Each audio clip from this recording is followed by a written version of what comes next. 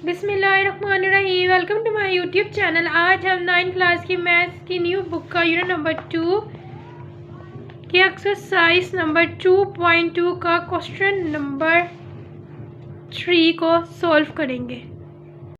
Find the value of x in each of the following. अब इसमें हमने x की वैल्यू को फाइंड आउट करना है। इसका क्वेश्चन नंबर 1 है log x 64 is equal to 3। ये हमारे पास जो वैल्यू है ये लॉगरिथमिक फॉर्म में है, गिवन है। हमने इसको सबसे पहले एक्सपोनेंशियल फॉर्म में कन्वर्ट करना है। पहले हम क्वेश्चन नंबर 3 के इन सब क्वेश्चंस को ये लॉगरिथमिक फॉर्म में हमने इसको इन सब को एक्सपोनेंशियल फॉर्म में कन्वर्ट करना है पहले।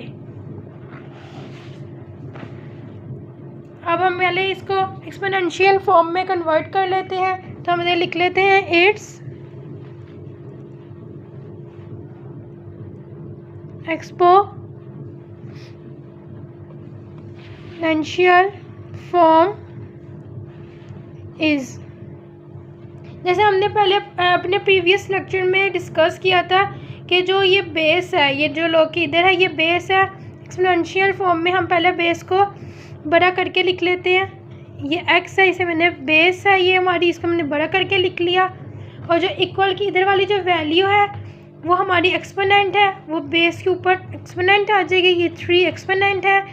और जो लॉग के सामने वाली जो वैल्यू है वो इक्वल के इस साइड पे हम लिखेंगे 64।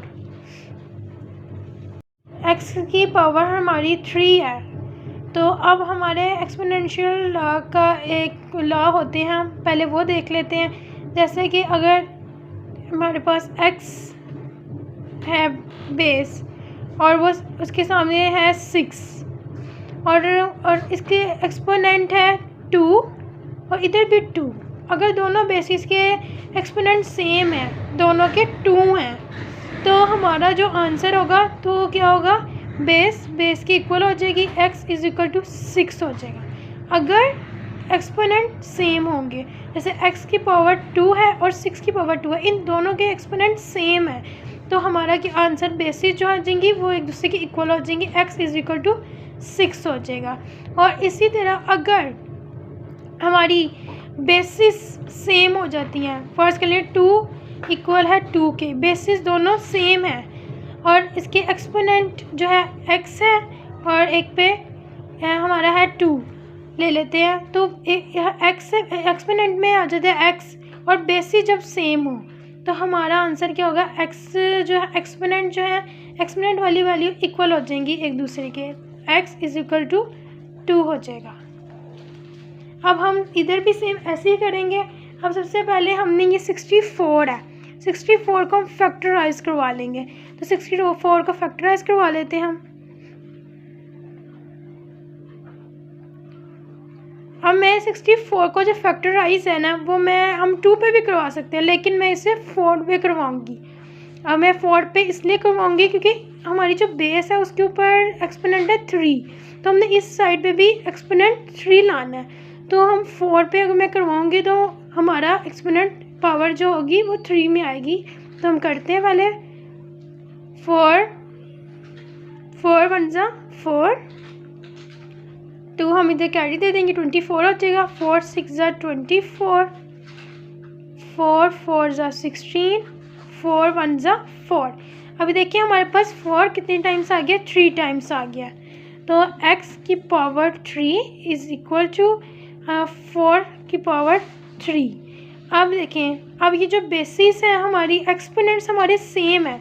ये x की जो बेस के ऊपर है 3, इधर भी जो सामने इसका भी एक्सपोनेंट 3, दोनों की एक्सपोनेंट सेम है। अब जैसे हमने अपने इसमें देखें किया था, अगर एक्सपोनेंट सेम होंगी तो जो बेसिस हो जाएंगी, बेस जो है वो बेस की इक्वल आ जाएगी, बेसिस इक्वल हो जाएगी बेस के।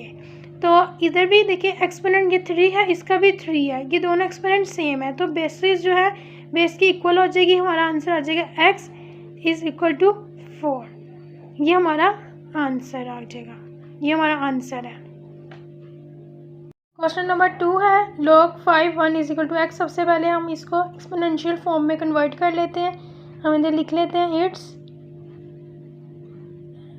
एक्सपोनेंशियल फॉर्म इज़, ये जो हमारी इधर है बेस, ये 5 जो है ये बेस है, इसको हम लिख लेते हैं 5 को बड़ा करके 5 बेस, और जो इक्वल के इस साइड पे जो वैल्यू है वो हमारी क्या है, एक्सपोनेंट है।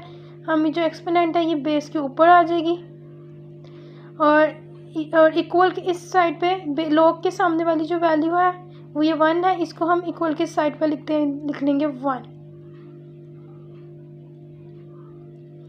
अब हमारे पास आ गया 5 की पावर में अब x, हमने x को फाइंड आउट करना है।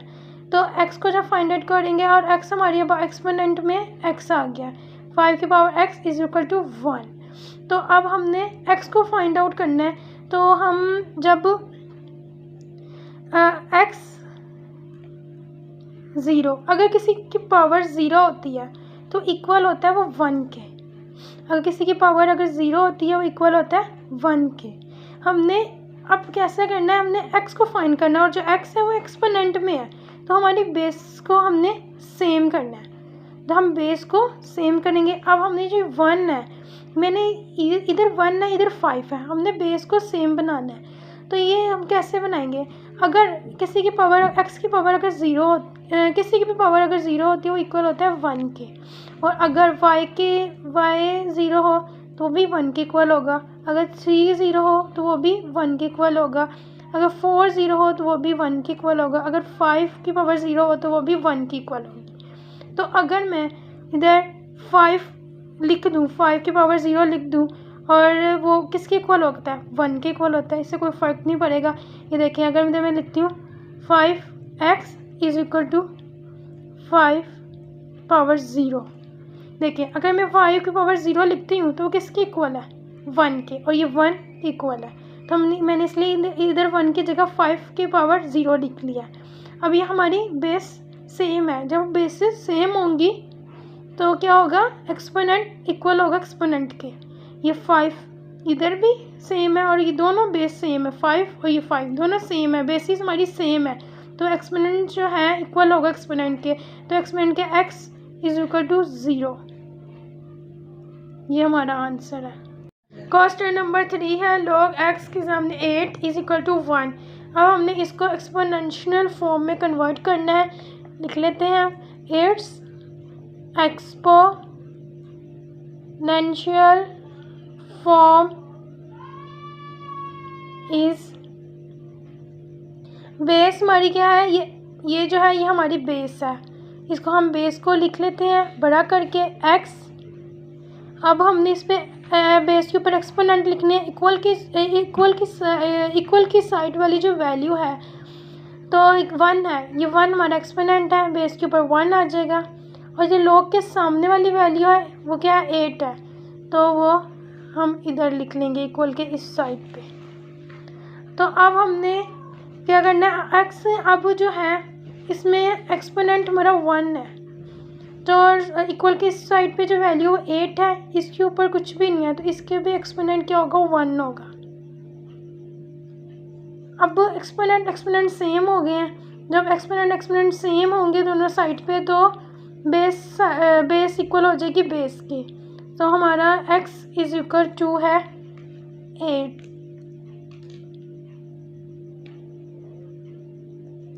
ये हमारा आंसर है। क्वेश्चन नंबर 4 है log 10x is equal to -3। अब फर्स्ट स्टेप में हम सबसे पहले इसको एक्सपोनेंशियल फॉर्म में कन्वर्ट कर लेते हैं।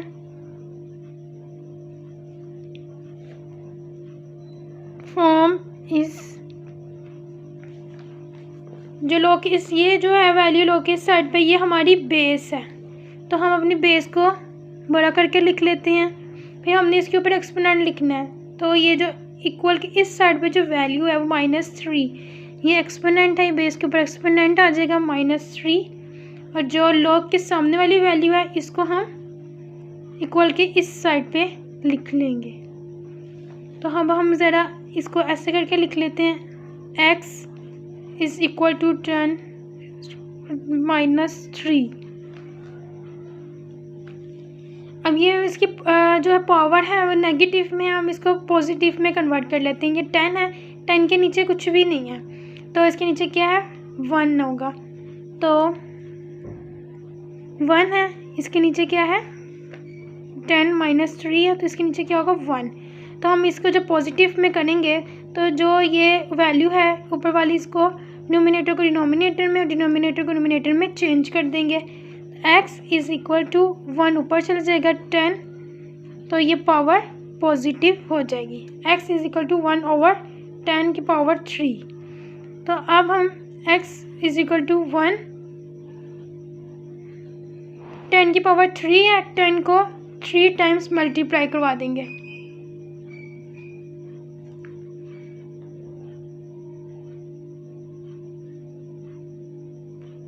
तो 10 को 3 टाइम्स मल्टीप्लाई करवाएंगे, तो 10 को 10 से क्या 100, फिर 100 को 10 से मल्टीप्लाई करेंगे 1000, तो इधर आ जाएगा 1000। तो x की वैल्यू 1 ओवर 1000 आ गई है, ये हमारा आंसर है। क्वेश्चन नंबर 5 है log 4x is equal to 3 over 2। अब फर्स्ट स्टेप में पहले हम इसे कन्वर्ट कर लेंगे एक्सपोनेंशियल फॉर्म में। फॉर्म इज, तो ये जो 4 है ये हमारी बेस है, इसको हम बड़ा करके लिख लेते हैं 4। जो इक्वल की जो इस साइड पे वैल्यू ये एक्सपोनेंट है, इसको एक्सपोनेंट में लिख लेंगे। बेस के ऊपर 3 ओवर 2 इज इक्वल टू, और जो लॉग के सामने वाली वैल्यू है इसको हम x के इस साइड पर लिखेंगे, ये x। अब हम इसको ऐसे करके लिख लेते हैं x is equal to 4 power 3 over 2। अब जो 4 है इसको हम फैक्टराइज करवा लेते हैं।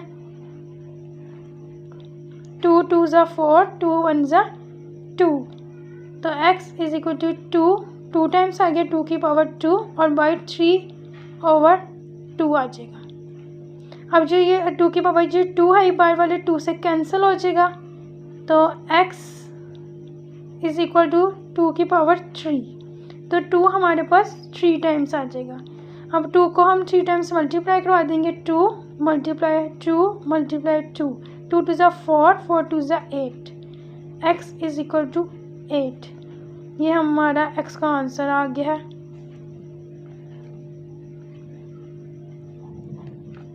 क्वेश्चन नंबर 6 है log 2 1024 is equal to x। अब हमने सबसे पहले इसको एक्सपोनेंशियल फॉर्म में कन्वर्ट करना है। इट्स लिख लेते हैं हम एक्सपोनेंशियल फॉर्म इज, तो ये जो 2 है ये हमारी बेस है, ये हम 2 को बड़ा, बेस को बड़ा करके लिख लेंगे। इसके ऊपर हमने एक्सपोनेंट लिखना है। जो एक्सपोनेंट है वो हमारा इक्वल की इस साइड पे जो है वो एक्सपोनेंट है, ये बेस के ऊपर आ जाएगा। x 2 की पावर x आ गया है। इक्वल के जो इस साइड पे हमने जो log के सामने वाली वैल्यू है, ये सामने वाली जो वैल्यू है वो हम इधर लिख लेंगे 1024। अब हमने बेस हमारी 2 है, तो और जो हमने x जो फाइंड आउट करना है वो हमारा एक्सपोनेंट में है। तो जब x हमने फाइंड आउट करना है तो हमारी बेस दोनों तरफ सेम होनी चाहिए। तो इधर हमारी 2 है तो इस साइड पे भी 2 होनी चाहिए बेस। तो हम इसको फैक्टराइज करवा लेते हैं।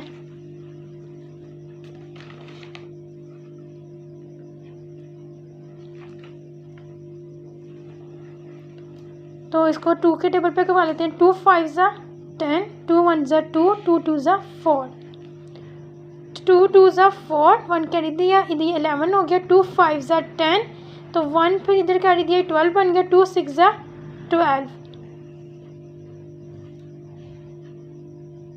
2 1 ज़ा 2, 2 2 ज़ा 4, 1 कैरी दिया 16 बन गया। 2 8 ज़ा 16, अब 2 6 ज़ा 12, 2 4 ज़ा 8, अब ये हो जाएगा 2 3 ज़ा 6, 2 2 ज़ा 4। अब इसे हम 2 1 ज़ा 2, 1 कैरी दिया इधर, ये 12 हो गया। 2 6 ज़ा 12, 2 8 ज़ा 16, 2 4 ज़ा 8, 2 2 ज़ा 4 और 2 1 ज़ा 2। अब हमने देखना है 2 हमारे पास कितने टाइम्स आ गया, 1 2 3 4 5 6 7 8 9 10। 2 हमारे पास 10 टाइम्स आ गया। तो हम इधर लिख लेंगे